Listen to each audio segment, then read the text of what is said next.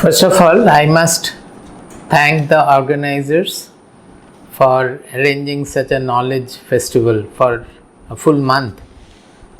Our country, our India, is noted for its knowledge civilization. So it's very good that the organizers thought of arranging such a program. I shall start. Swarajya Samrajya Vibhutiresha Bhavat Kripa Shri Mahima Prasadat Prapta Maya Shri Gurave Mahatmane Namo Namastestu Punarnamostu Namo Namastestu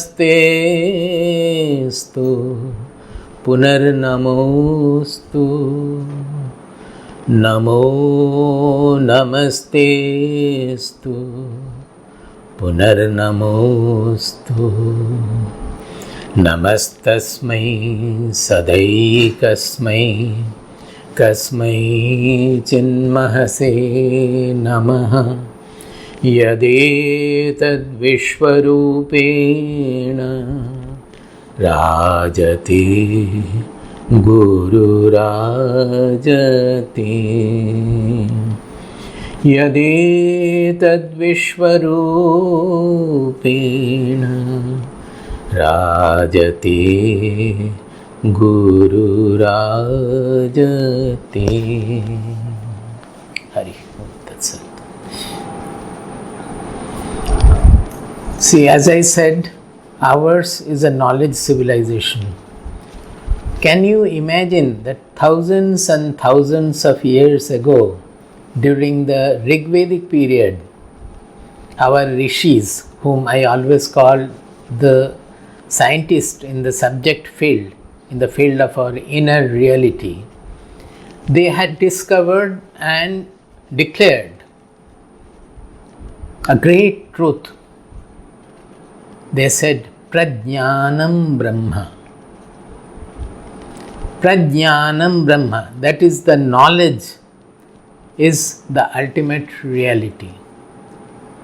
I would like you to take your imagination so that you can apprehend that what can be the civilization that you know that Bhagavad Gita itself is 5,500 years old according to the calculation of Bhaskara. And Bhagavad Gita speaks everything, it is concising, it is presenting the Upanishadic knowledge. So how old can be the Upanishads? They are all prehistoric. We cannot say whether it is 10,000, 20,000, whatever.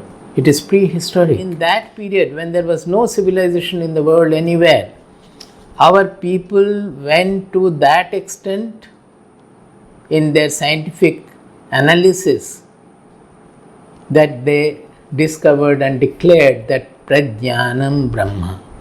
That means that knowledge is the ultimate building block of the universe. It is the substratum, the ultimate reality of the universe.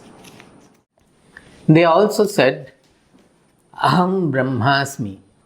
That means this ultimate reality, which is the substratum of the entire universe, that is the I we are always referring to. That is our own inmost reality, our real identity.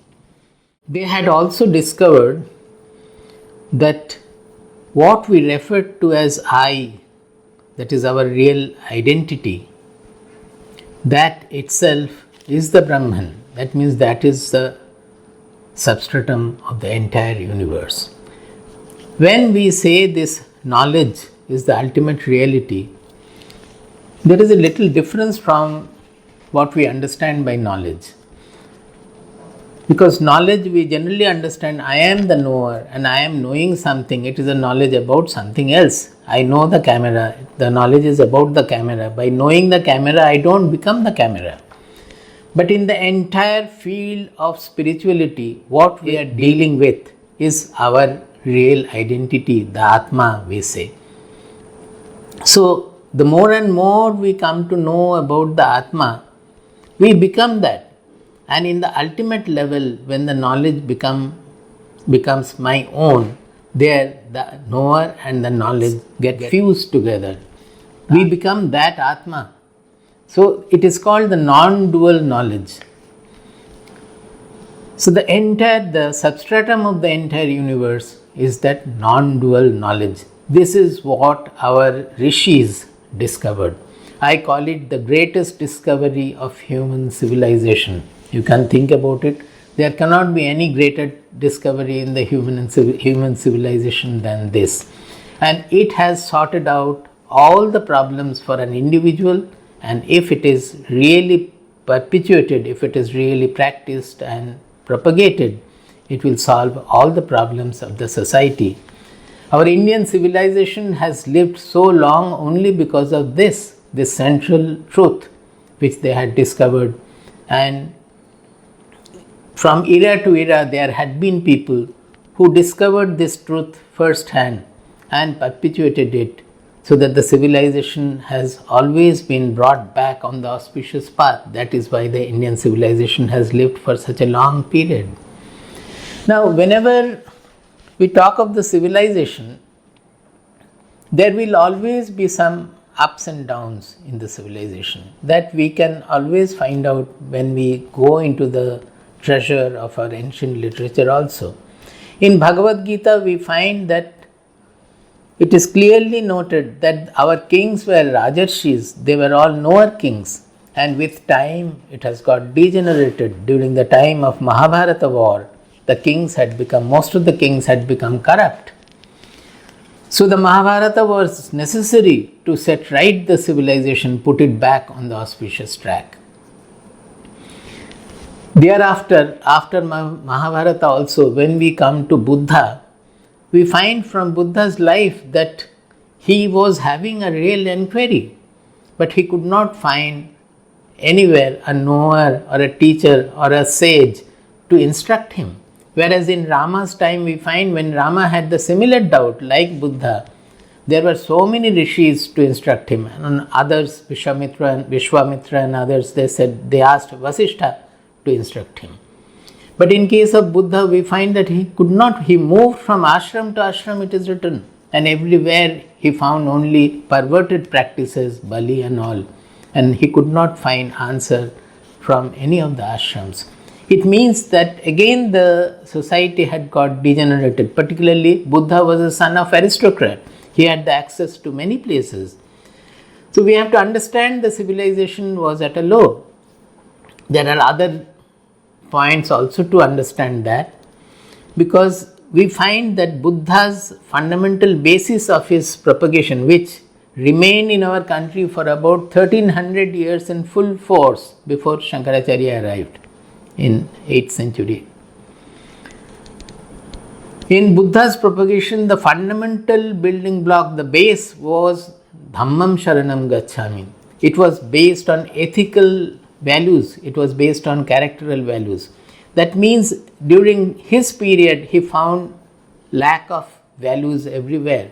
That is what is mentioned also in the ashrams and everywhere. If the ashrams do not have the values, then the rest of the society definitely will not have.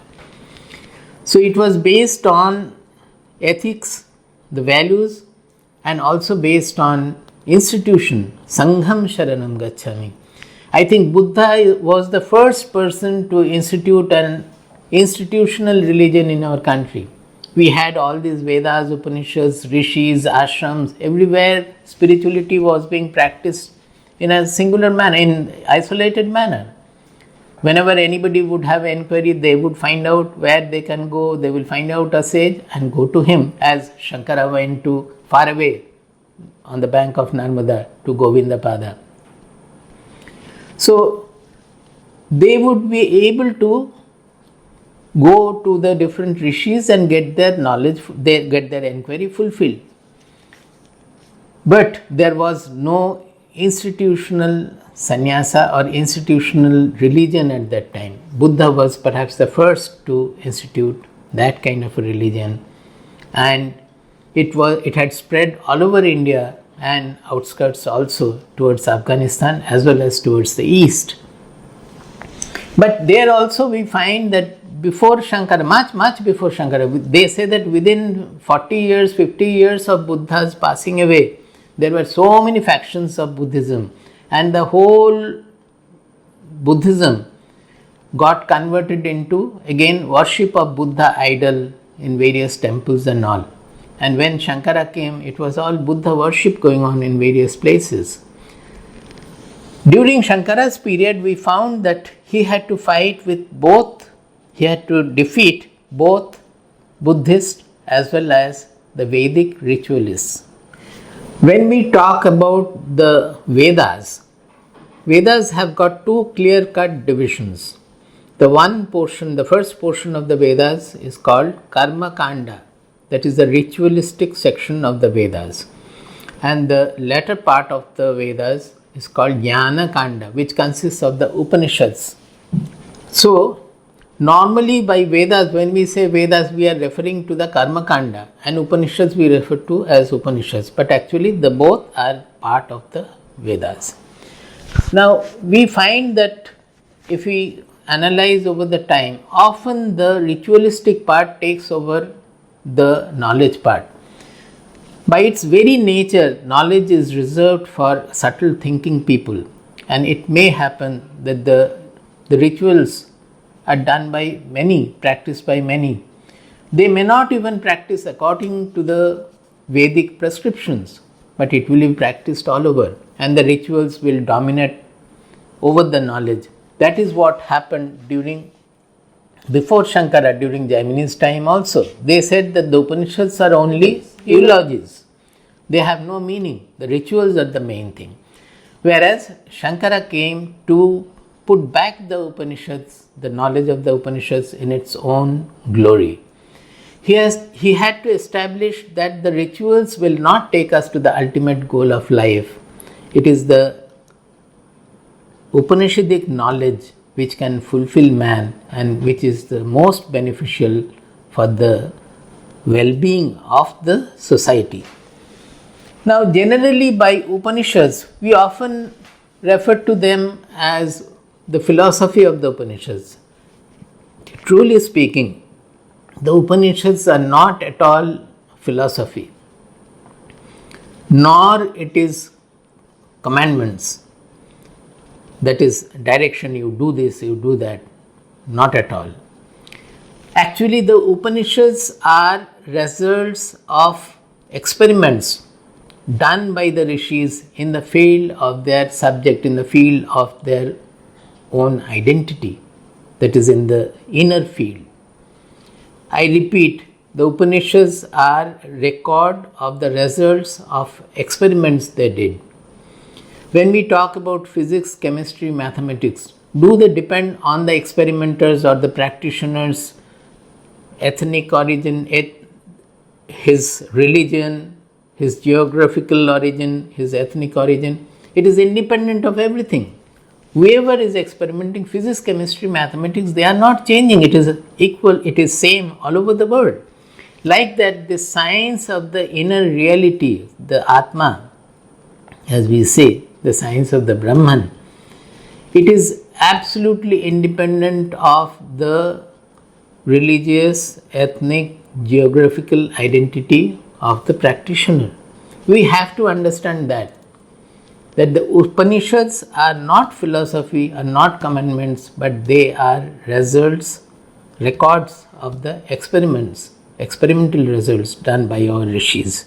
Now, in Shankara's deliberations, why did we title this talk as Scientific Brilliance in Shankara's Deliberations?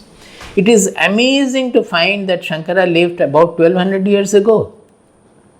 And our scientists, if we think, they are all within the last 500 years, or the major part of it is only about 200 years, within the last 200 years.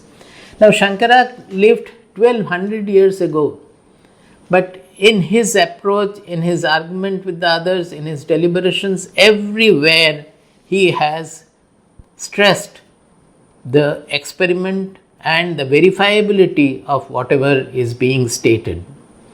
He has clearly shown that the Vedic utterances, they cannot be proved. Suppose the Vedas are depending on certain concepts, that our Hindu religion, as we generally say also, it is depending on certain concepts, that it is standing on 4 pillars. What is that?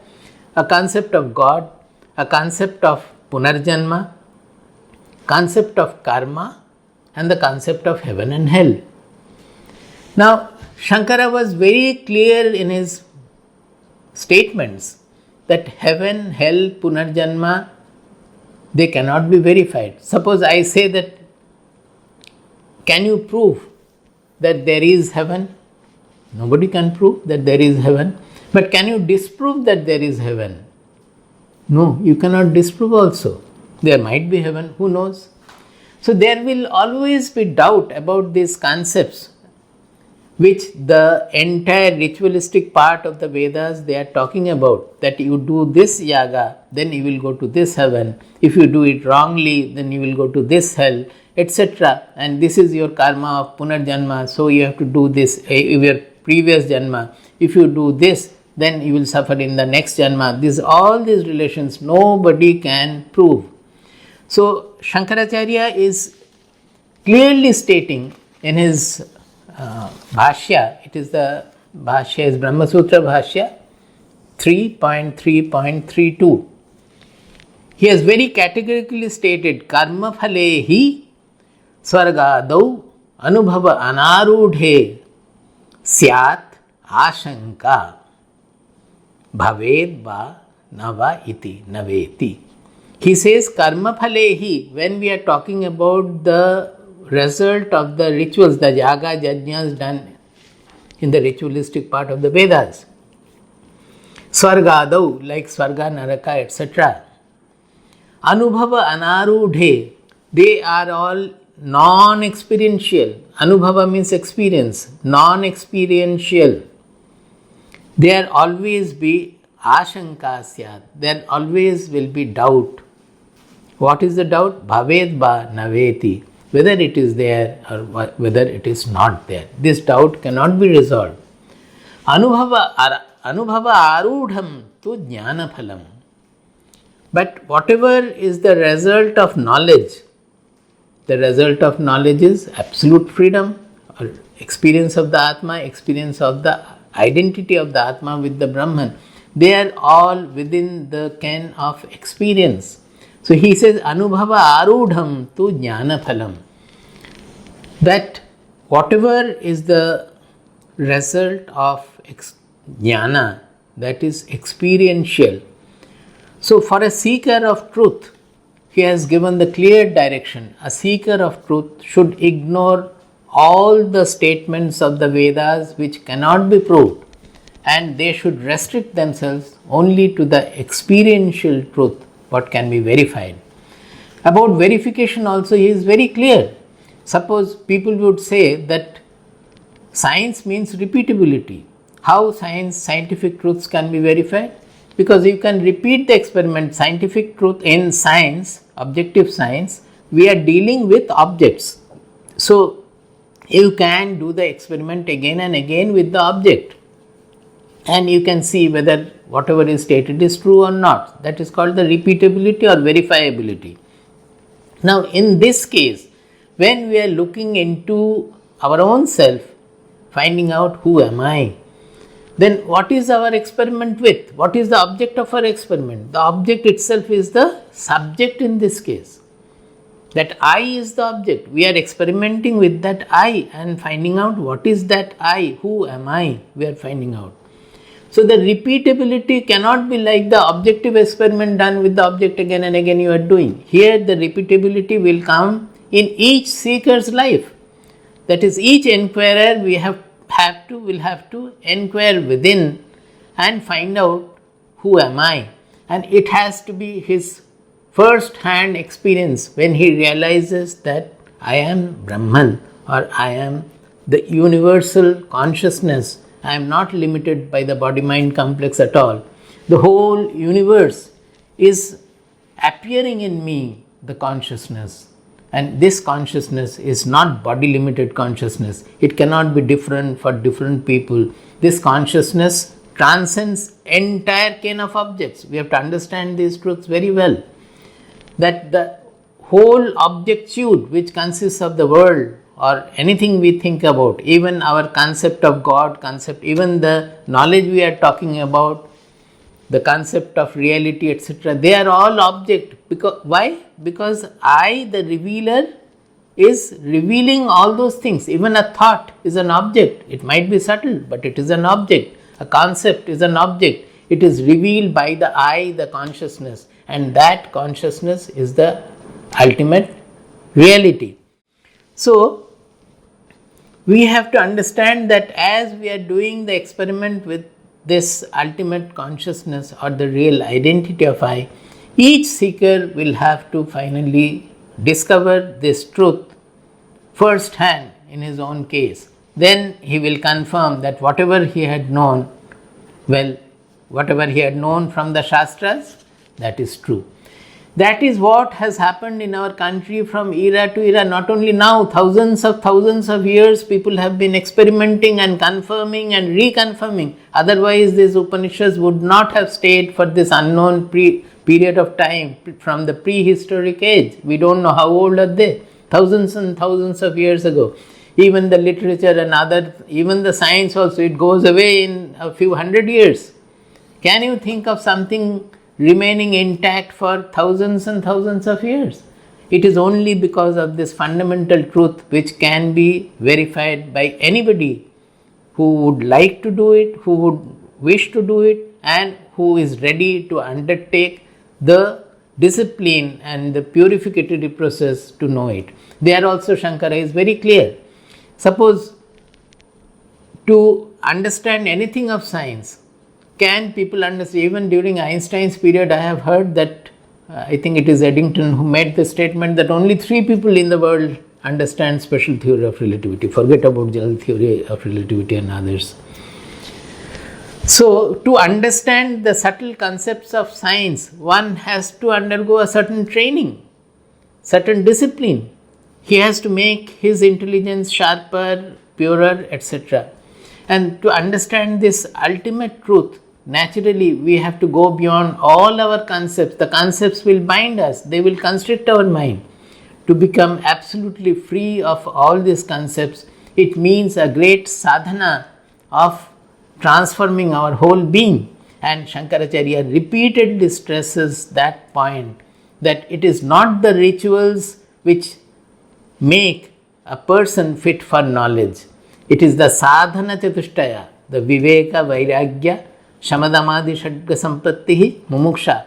These are the 4-fold virtues of a person which makes a person fit for knowledge.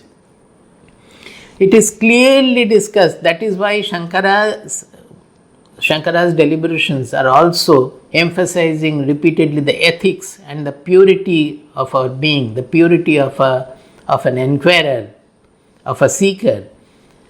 He has to cultivate the 4-fold, the sadhana chatushtaya, the 4-fold virtues. Even in the beginning of Brahma Sutra, athato brahma jijnasa, Shankaracharya says in his bhashya that ataha, now therefore. What is this therefore that now we are starting the Brahma Jijnasa? Brahma Jijnasa means the inquiry into the ultimate truth, inquiry into the ultimate reality. What is this therefore? Is it that a person has done enough of yaga, jajna, he has lived with the rituals, all the Vedic rituals, and now he has become competent to inquire, because it is the last part of the Vedas. Upanishads are called Vedashira or Vedanta, that is the end part of the Vedas.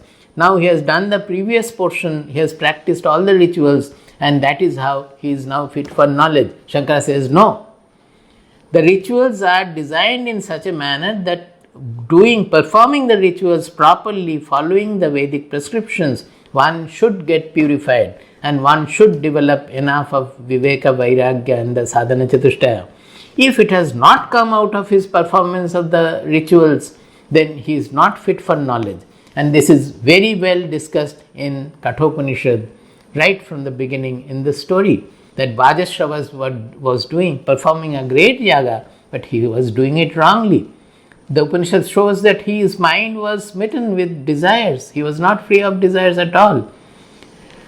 Whereas Nachiketa, a 7-year-old, 8-year-old boy, his mind was having enough of sadhana chatushtaya. The whole story of Nachiketa, during the conversation with Yamaraja, it shows that the Nachiketa had all the fourfold qualities in ample measure, and that is how he became fit for knowledge. Yamaraja even said that Brahma sadhana is wide open before you simply walk in, because it is only the maturation of these virtues that makes one